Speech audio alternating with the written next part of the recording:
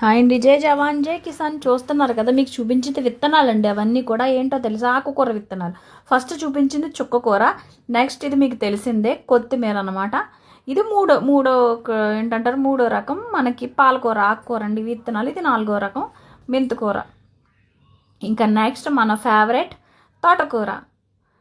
ఈ 4 మొత్తం 5 రకాలండి. 6 రకం ఏంటో తెలుసా, గోంగూర. ఈ 6 రకాల్లో కూడా అన్నీ జల్లించానండి. ఒక్కటి ఆపేసాను, చుక్కకూరే జల్లించలేదు ఇంకా. సో ఎక్కువ నేను చేసింది ఏంటంటే కొత్తిమీర అండి, తోటకూర, గోంగూర, ఈ 3 ఎక్కువ జల్లించానండి. చూస్తున్నారు కదా, మనకి ఏంటంటే మొత్తం 6 రకాలు 5 రకాలు అయితే జల్లించాను.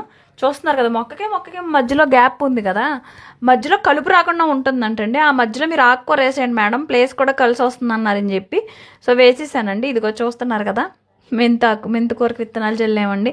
కాకపోతే మట్టి ఏంటంటే మొత్తం పారతో నేను జల్లేస్తారేమో అనుకున్నాను. కాదు మేడం, పారతో మొత్తం మీరు తిరగబెట్టాలి, గుల్లగా చెయ్యాలి, చేసిన తర్వాత జల్లాలన్నారు. అప్పటికప్పుడు చాలా ఇబ్బంది పడ్డానండి. చేసిన తర్వాత అయితే వేశారు. కాకపోతే ఓన్లీ మనం తోటకూర నార్మల్గా ఏంటంటే జల్లిన తర్వాత దొల్లించమన్నారు మట్టి. అలాగా అయిపోయిందండి. ఇంక వీటికి నెక్స్ట్ ఏంటనేది నీళ్లు పోసి జాగ్రత్తగా చూసుకోవడమే. దాని ఎదుగుదలకి ఏమన్నా మన ఆర్గానిక్ ప్రాసెస్లో ఏమన్నా ఉంటుందేమో చెప్తానని చెప్పారు. సో సపోర్ట్ మీ అండి, subscribe my channel UV Organics. So చూస్తున్నారు కదా, అది సపోర్ట్ మీ అండి. బాయ్, జై జవాన్ జై కిసాన్.